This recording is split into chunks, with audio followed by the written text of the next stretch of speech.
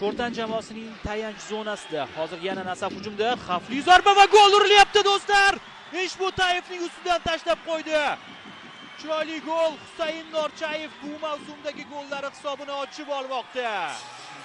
Mana shunday bo'ldi. Eshbo'tayev tushungan ekan, havoning o'zidayoq tushungan ekan va to'pning sho'ng'ishi juda chiroyli chiqdi. Go'yoki yuqoridan ketayotgandek edi, ammo to'p darvozabon ustidan o'tib go'yoki boshqarilgandek sho'ng'idi. Ikkinchi qavatda himoyachi to'pni qaytardi va gol do'stlar. Gol. Hakamning hushdagi chalinmadi va gol inobatga olinyapti. Mana shu yerda foul bormi degan vaj bilan to'xtashdi Sho'rtan vakillari, lekin takroriy lavhada ma'lum bo'lyapti-ki, menimcha qo'pollik yo'q bu yerda.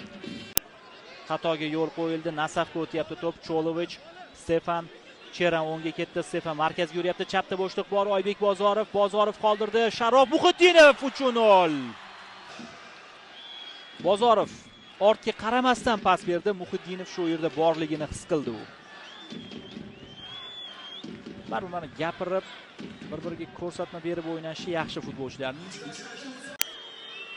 Demak, ruxsat bor. Sirojiddin Qo'ziyev, Ne'mat bir nuqtada turgani yo'q. Qo'ziyev gol urmoqda.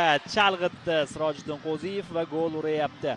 Mana G'olib G'aybullayev o'rgatganiga teskari qildi menimcha. Cheran yaxshi pas, 1-1 deyarli. Muhiddinov zarba yo'lladi. 4-1. Sharof Muhiddinovdan dubl. Mavsumdagi gollari sonini 3 taga yetkazdi 14-raqam egasi. Cheran kurashdi Toshg'o'ziyev bilan, pas berdi. Muhiddinov yaxshi o'ynadi, mana shu yerda aqlli harakat qildi. Bo'ldi. Asker Najafaliyev tushundi Nasaf futbolchilarining mana shunday pas o'ynab ketganini va yakunlab beryapti. Uchrashuv yakunlandi. Nasaf jamoasi mezbon maqomida o'ynagan bahsida 4-1 hisobda g'alaba qozonyapti. Yirik hisobdagi g'alaba.